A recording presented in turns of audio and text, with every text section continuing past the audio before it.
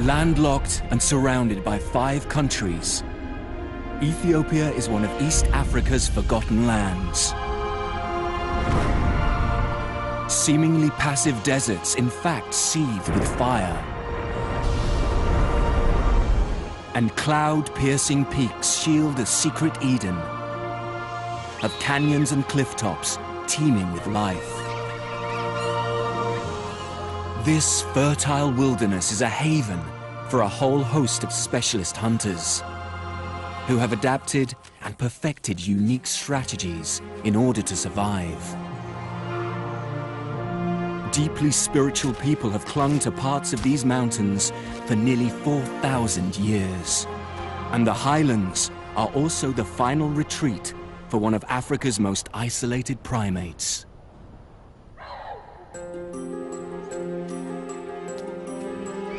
Gelada baboons are the last surviving species of a widespread group of grass-grazing monkeys, once found across the whole of Africa.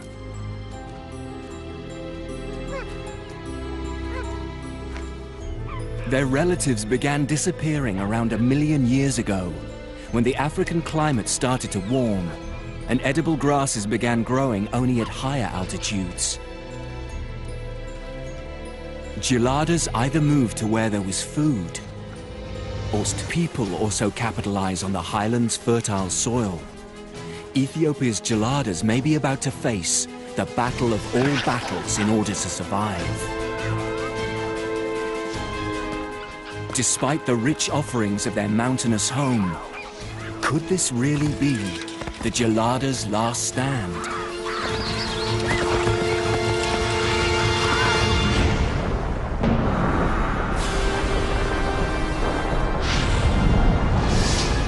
"75 million years ago, magma from deep beneath the Earth's surface forced upwards a huge dome of ancient rock 800 kilometers wide, giving birth to the Ethiopian highlands.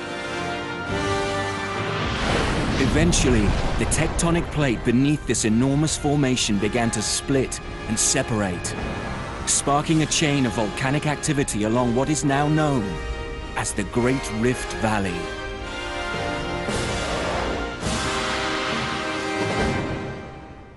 Today, 30 million years later, the Earth's crust along Ethiopia's rift is still being pulled apart at a rate of 1.5 centimeters a year.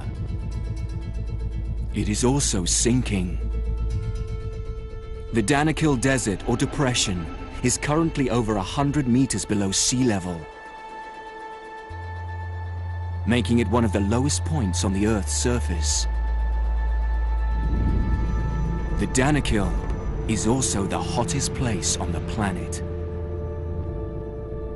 The average annual temperature is 34 degrees centigrade, with mercury levels frequently rising above 50. And with just 200 millimeters falling each year, rain is a rare event. Sulfur-spattered hot springs bubble away, heated by boiling lava deep beneath the Earth's surface. Lunar-like conical vents continuously let off steam.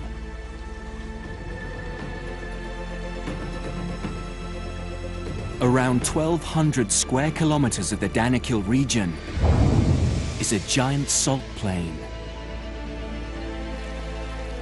Mineral-rich waters flowing into the depression are quickly evaporated, trapping the residue. Over millennia, this has laid down salt layers over 2 kilometers thick in places. But crowning these hostile lowlands is Erta Ale, a continually active volcano containing the world's only permanent lava lake.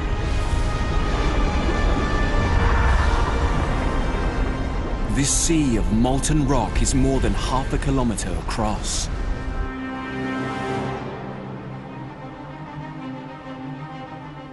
Erta Ale offers a modern-day glimpse into the formidable forces that so long ago pushed up the enormous ancient rocks to create Ethiopia's highland wonder.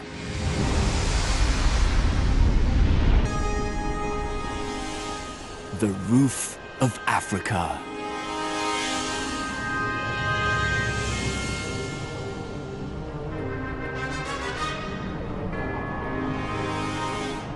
Rising 4,500 meters above the Danakil Depression. This mountainous region forms the largest continuous area of its altitude in the whole of Africa. Little of its surface falls below 1,500 meters.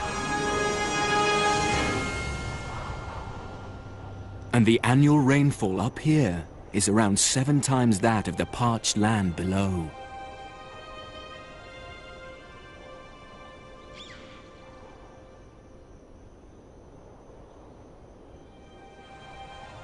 In contrast to the Danakil Inferno, these temperate grass-covered hills witness snow and ice on their highest points. Night temperatures often fall below freezing. Despite the evening chill, Ethiopia's Simien Mountains provide the perfect home to one of Africa's most unusual grazing mammals.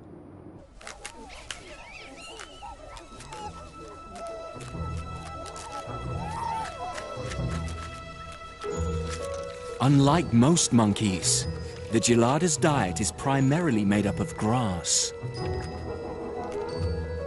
Because a handful of these green blades contains a relatively small amount of energy, geladas spend around 60% of their waking hours cropping the plains. Unusually large molar teeth enable them to grind out the nutrients of each blade. Feeding is a sitting-down affair. Opposable thumbs along with a short index finger allow for a precise tweezer grip. Perfect for plucking grasses close to the root.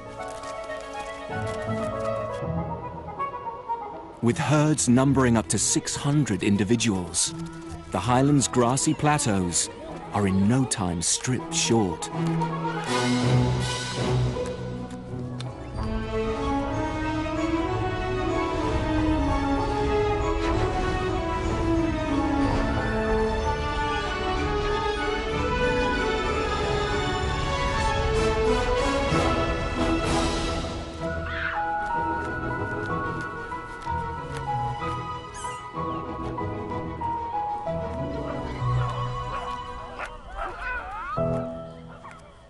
Geladas are the only primates to have a pink hourglass-shaped skin patch on their chest.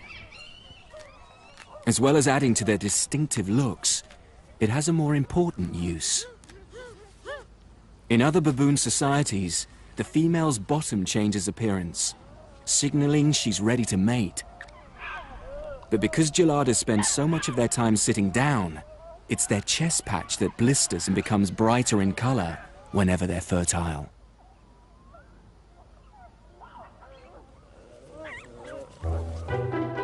After breakfast, there's no better way to unwind and relax than a good rummage through someone else's fur.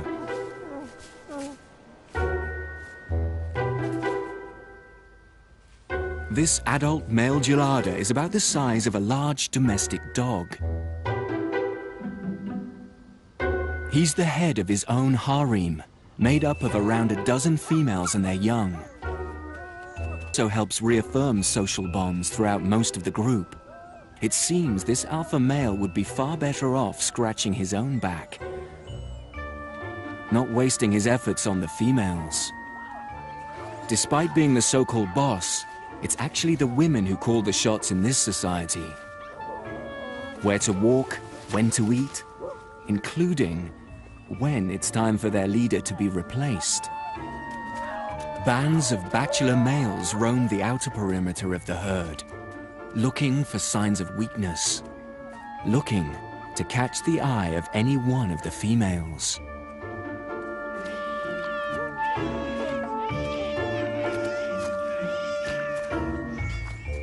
This particular alpha male may soon be forced to prove his worth.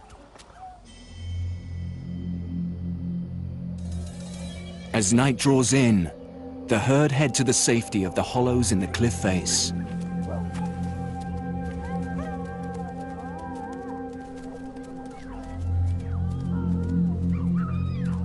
Long, thick coats of hair may protect them from the cold night air, but would offer little defense against the tearing teeth of the mountain's most notorious nocturnal predator.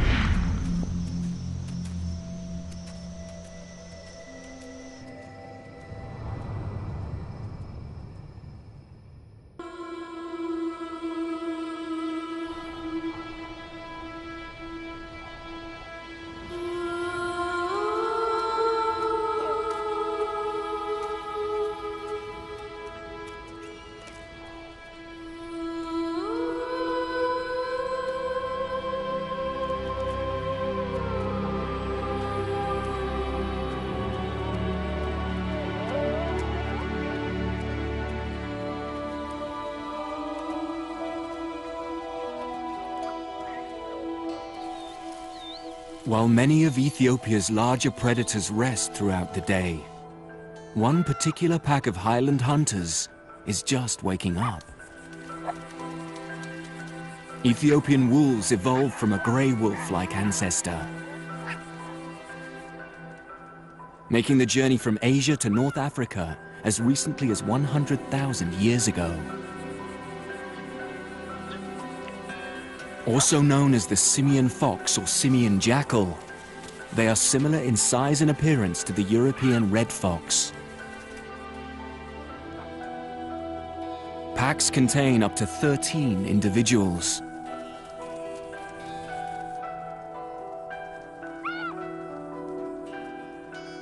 Like all wolves, this carnivore has excellent hearing and a highly sensitive sense of smell. Already, something's caught this hunter's attention.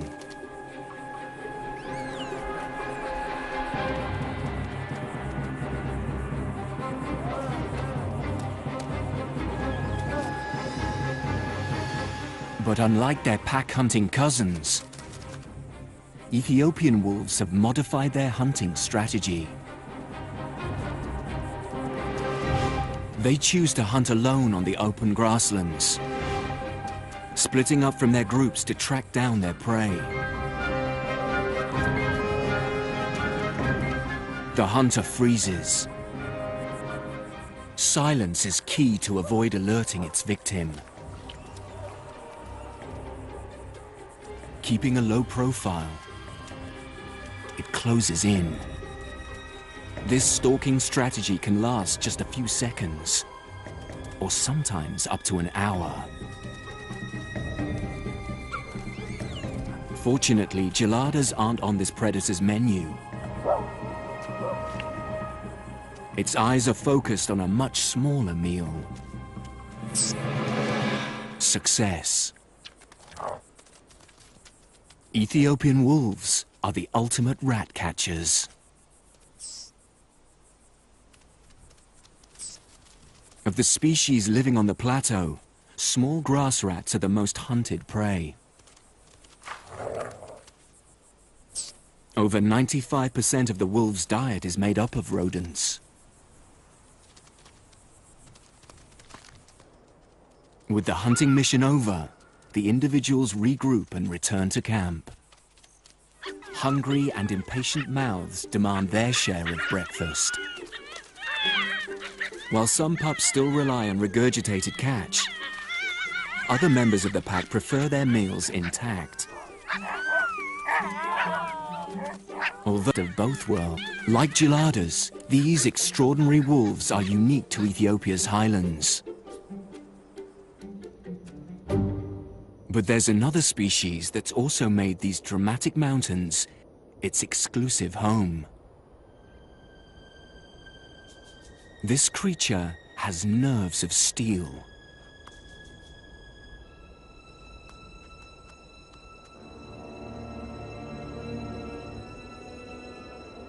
Balancing on the edge of a rocky ledge, a 500-meter drop just a few centimeters away. It seems completely at ease with the terrifying steepness. But like all mountain goats, Walia ibex have feet specially adapted for a life on the edge.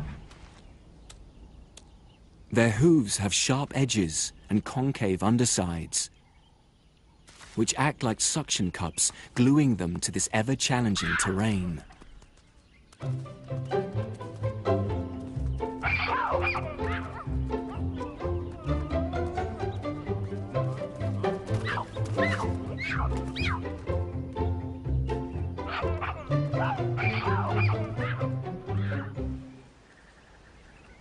Even climbing trees to reach a meal proves effortless. Despite sharing the same habitat with gelada baboons, these ibex have more diverse feeding habits. Along with grasses and ferns, old man's beard lichen growing among the trees is a particular favorite.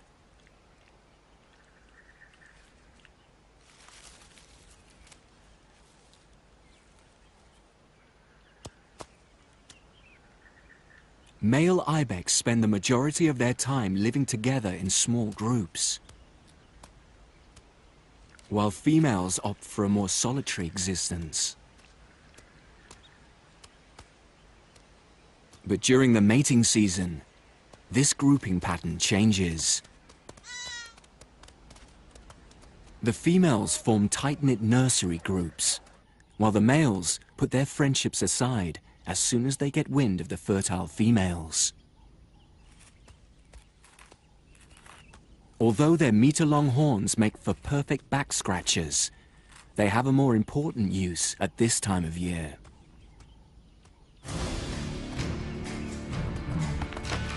Known as rutting, this clashing of heads is what sorts out the men from the boys.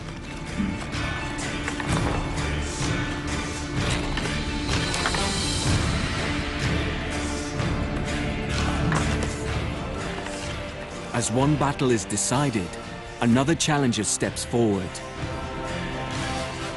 It can be a drawn-out war lasting several weeks.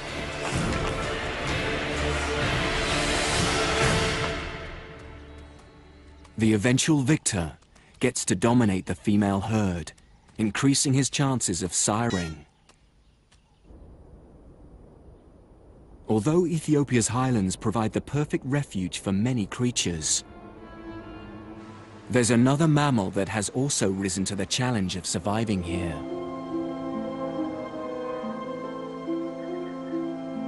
Over 2,000 years ago, just 50 kilometers further north along the highland plateau, man made his mark here at Axum.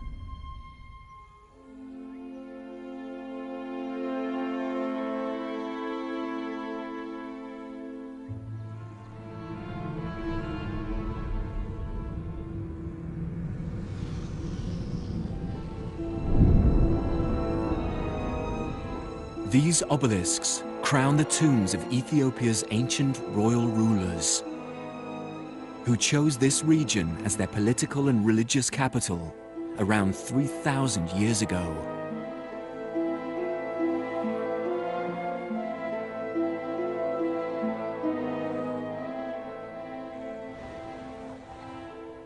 Carved from granite, with some towering over 30 meters tall, these memorials were seen as stairways to heaven.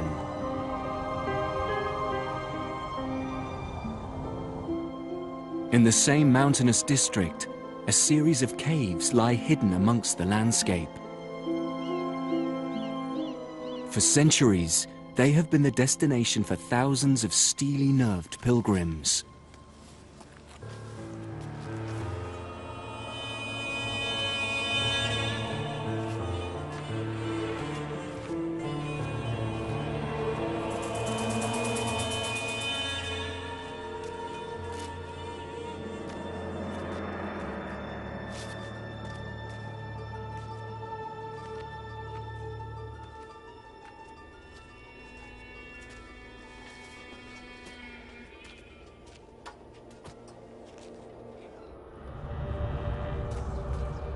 Cut out of the solid rock face, this Christian Orthodox church is one of 100 or so, perched high up within these vertical cliffs.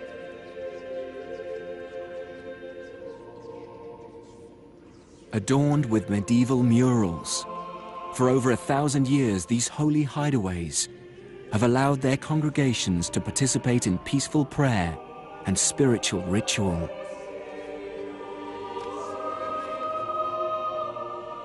Founded back in the 4th century by a shipwrecked Christian, Ethiopia's Orthodox Church is one of the oldest established churches in the world. While mountain priests continue to conquer the high life, another group of people have lowered their sights, but taken on an even greater physical challenge.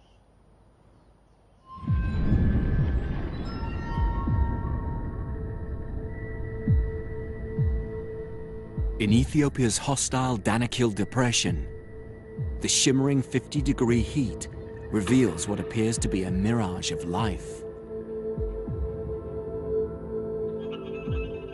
But this is no illusion.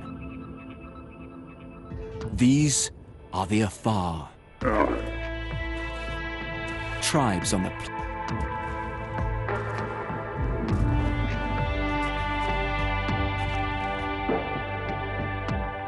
For centuries, the Afar have dominated the Danakil Desert.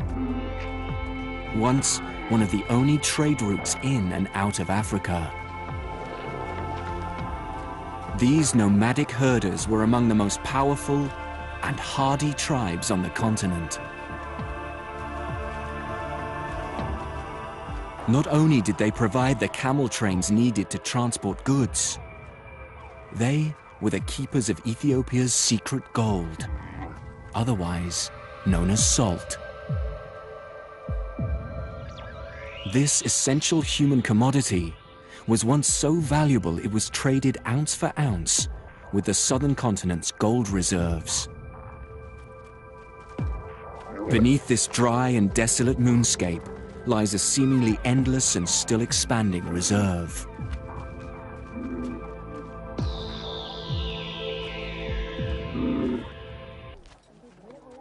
Although not quite as valuable today in monetary terms, the Afar still guard and defend this territory with all their might. Harvesting the salt is a team effort,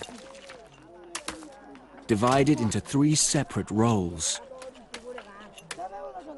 Breakers dig and lever up the salt layers,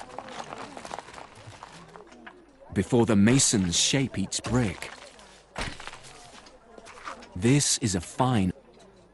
Each block turns out to be virtually identical to the next. Packers and loaders ensure the blocks are securely fastened and balanced on the camels' backs. Each animal can carry up to 24 blocks, a load of around 170 kilograms. The Afar alternate the locations where they mine. Holes left by removing the salt slabs will quickly fill up with salty water. The intense sun then evaporates the liquid, leaving behind layers of fresh salt crystals. This way, the harvested section of plain replenishes itself time and time again.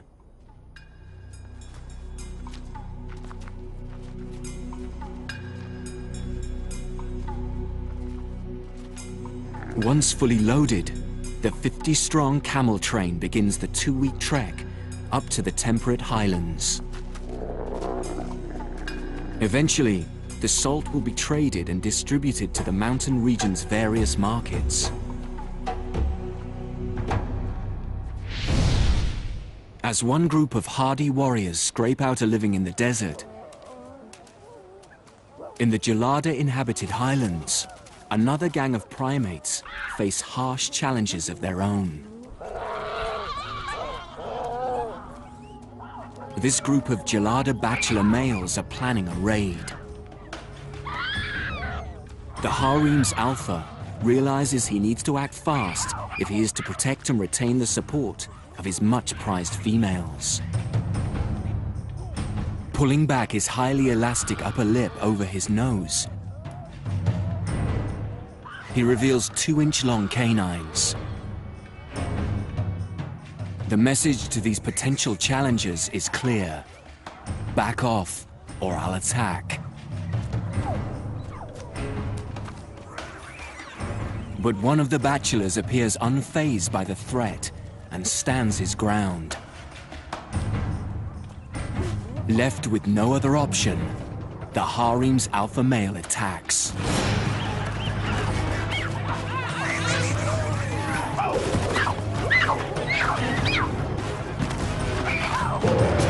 Harem leader he finds himself on the receiving end.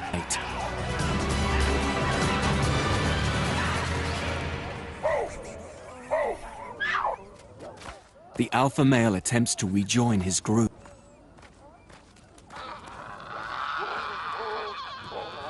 But the battle isn't quite over yet.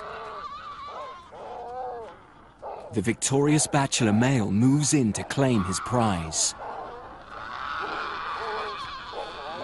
But it's soon apparent, defeating the alpha is only half the battle. In Gelada society, who set all the rules, this bachelor receives the wrath of the women, who send out a clear message of support for their current leader.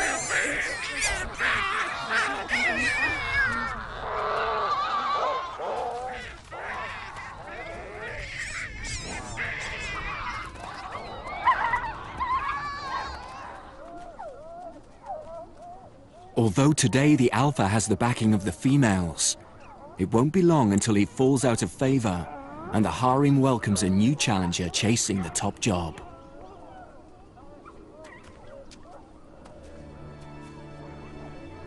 Fortunately, competition and fighting over food is a rare occurrence up here in the abundant grass-covered hills. But relatively recently, another mammal has realized the value of the highlands' fertile soils.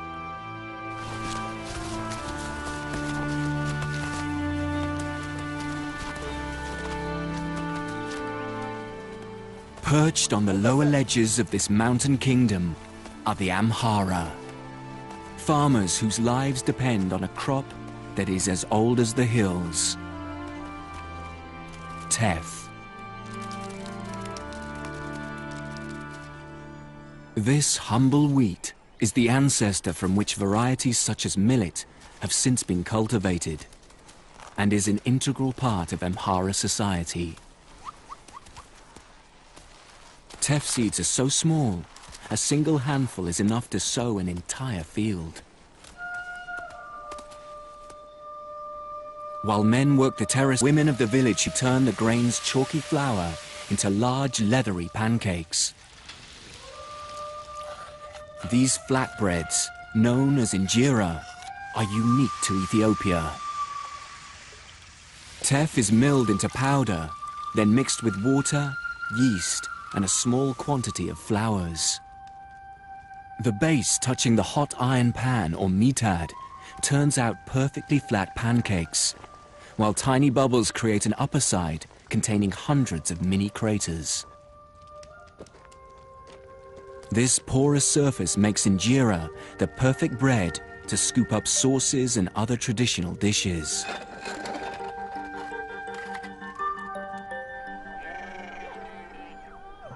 As well as farming crops, the Amhara also maintain herds of cattle, sheep, and goats.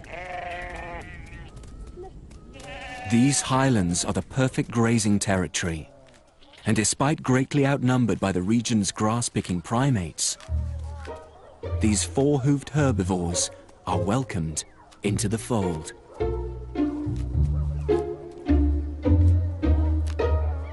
But when it comes down to invading personal space, there are limits. An arm's length appears to be the accepted distance, although some of the younger members of both groups haven't yet got the message. Gelada females only give birth once every other year, so babies can enjoy the undivided attention of their doting mothers right up to their second birthday. Females' teats lie so close to the center of their chest, youngsters are often able to feed from both simultaneously. Once refueled, baby geladas get straight back to business. Play fights, somersaults, and roughing up your best friend are daily necessities.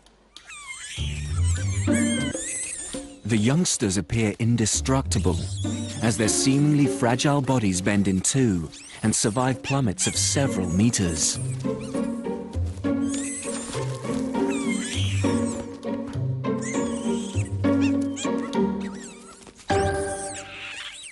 But the peaceful scene may soon be about to come to an unsavory end. Geladas and Amhara people share an ongoing territorial battle. And these shuffling simians are getting uncomfortably close. This farmer's crop would be easy pickings for such a voracious gang of grazers. No fence would be high enough to deter such agile climbers. The teff from these fields is an important source of income, so the farmers have no option but to defend their land.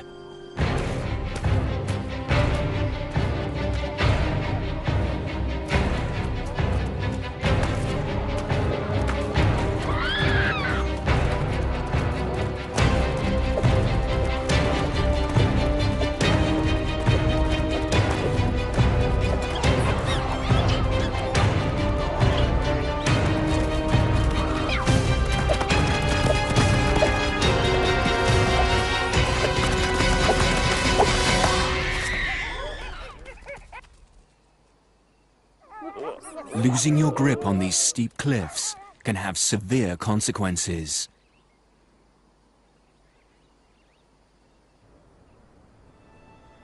Living the high life comes with many benefits. But the further you climb, the greater the fall. As the morning thermals begin to rise, an ominous silhouette circles above.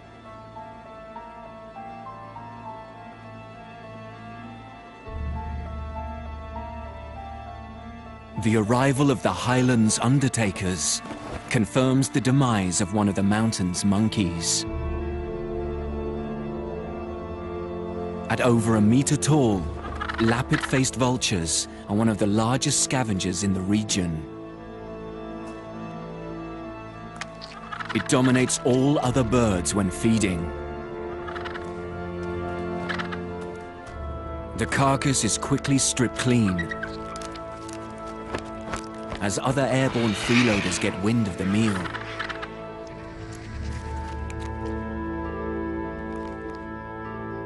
Thick-billed ravens are the last to give up, as the sight of bare bones signals an end to the feast. But for one avian predator, a cleaned-up carcass is cue for a banquet to begin.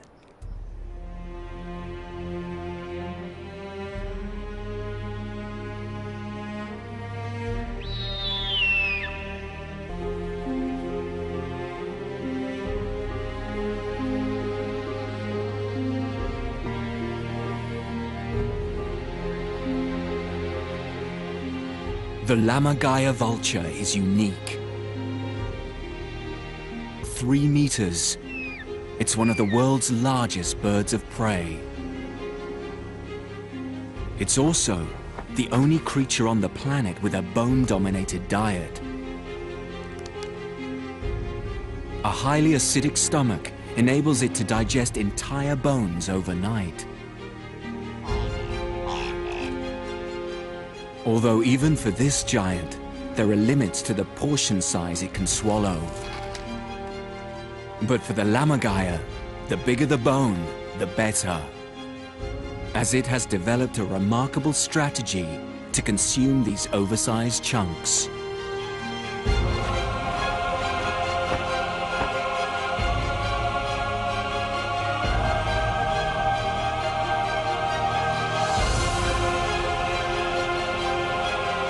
A height of around 200 meters. It's time to let go.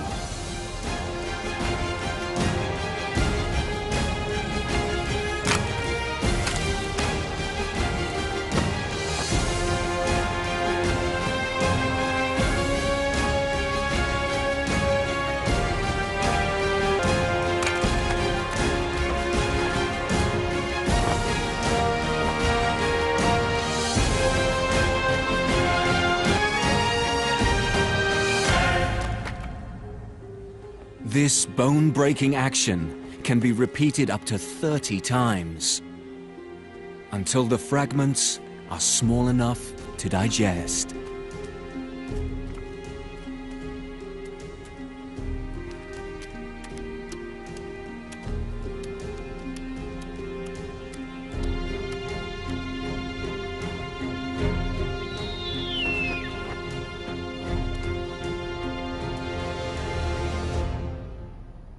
South of the highlands, in Ethiopia's Omo Valley, lives a bird that has a unique trick up its sleeve when it comes to obtaining food.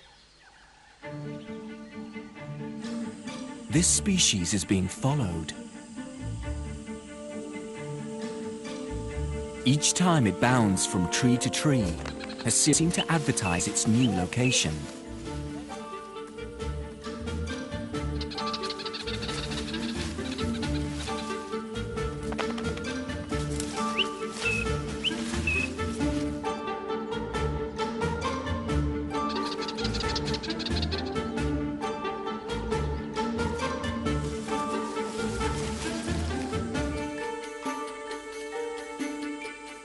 Eventually, the bird reaches its destination and the hunters close in. Which is exactly what this greater honey guide intended. These Suri tribesmen are after one thing, and this bird has led them directly to it. But between this trio of trackers and the prize lie several hundred sting-wielding bees.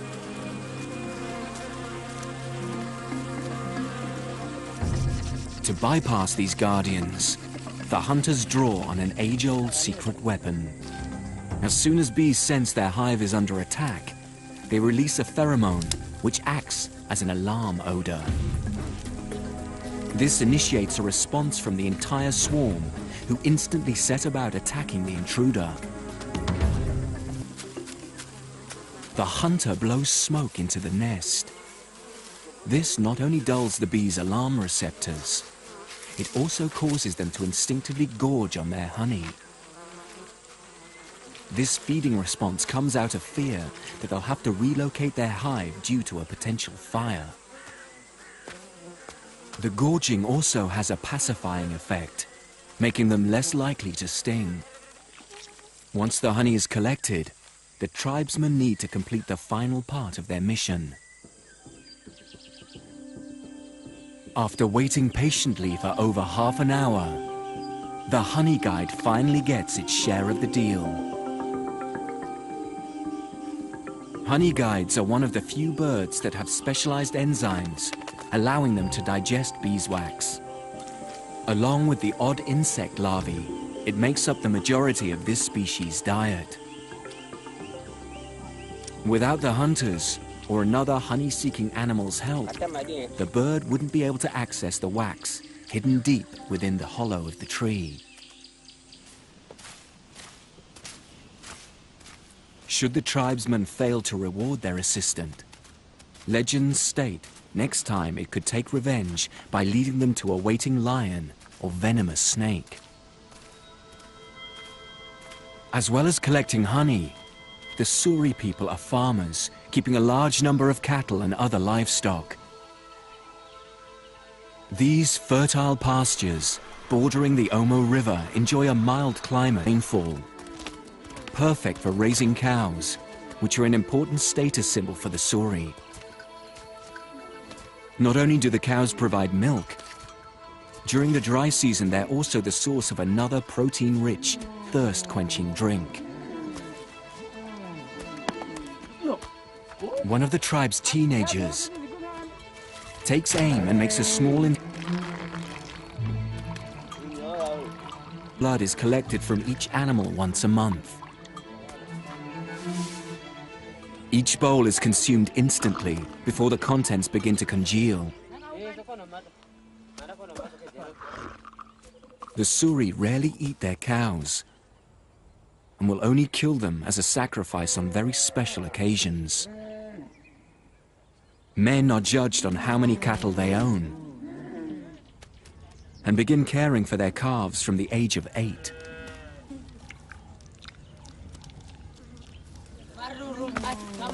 The average male owns around 40 cows, which presents a small challenge, as they're not allowed to marry until they own 60. Suri women are some of the most recognizable tribespeople in Ethiopia. These teenage girls have recently had their lower lips cut. The incision is held open by a wooden plug until the wound heals, and then progressively larger plugs will be inserted over a period of several months. How far the girls stretch their lips is up to them.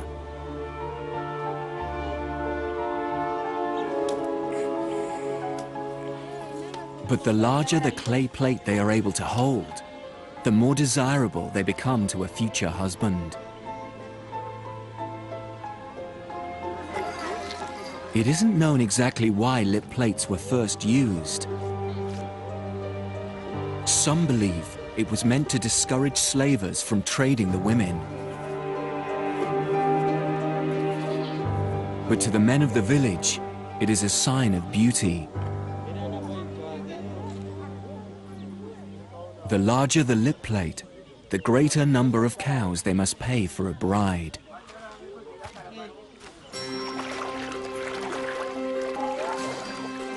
As well as offering the Omo Valley or tribe. These nearby streams reveal a luxurious legacy of Ethiopia's volcanic past. Along with honey, the gold panned from these streams is taken to market and often traded with the people of the highlands, including the teff-growing Amhara.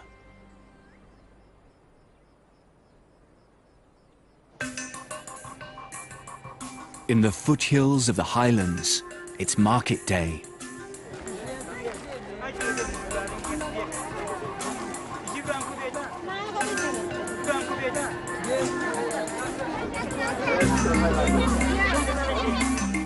Salt from the Danakil arrives via the Afar people's network of dealers, while Amhara women prepare to trade their teff with buyers from far and wide. The range of goods on offer is endless. While these young Oromo men haggle over the price of rock salt, another member of their tribe is on the lookout for a more unusual product. As the market comes to a close, money changes society. It isn't just teff grain that has made the journey down from the Amhara-occupied highlands. Headdresses made from gelada manes are a vital part of the Oromo tribe's identity.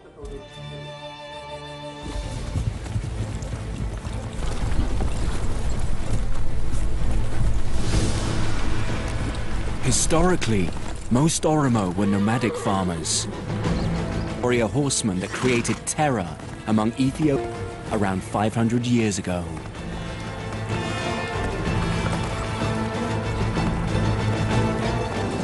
Numbering 30 million, the Oromo are the largest ethnic group in the country. But violent competition between the ruling Amhara and other tribes still exists in certain regions. Knowing friend from foe can be key to survival, though tribal identity continues to be an important factor among all groups. For the Oromo, gelada baboon manes is a symbol of power and... Unfortunately for geladas, a mane-wearing warrior indicates the demise of another of their species.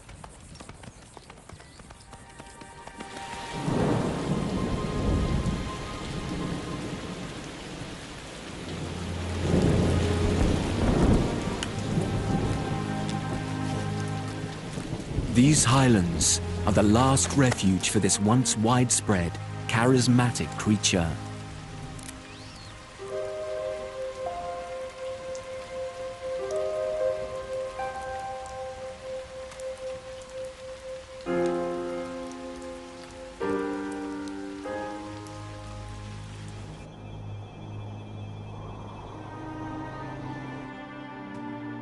The increasing warmer climate means Amhara people are able to cultivate at ever higher climes, creating even more competition for these gentle grazers.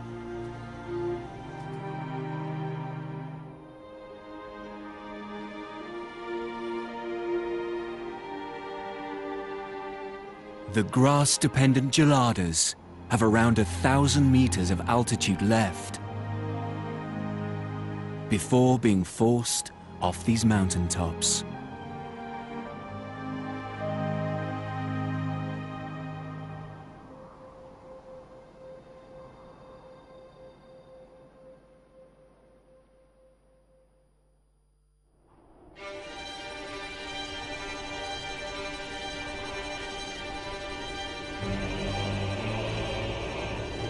Ethiopia is a land of extremes. While violent parts of this landscape take with one hand, other regions nurture life, offering a secret Eden unseen. As the climate changes, competition for food increases. For all of Ethiopia's unique residents, the struggle to survive continues.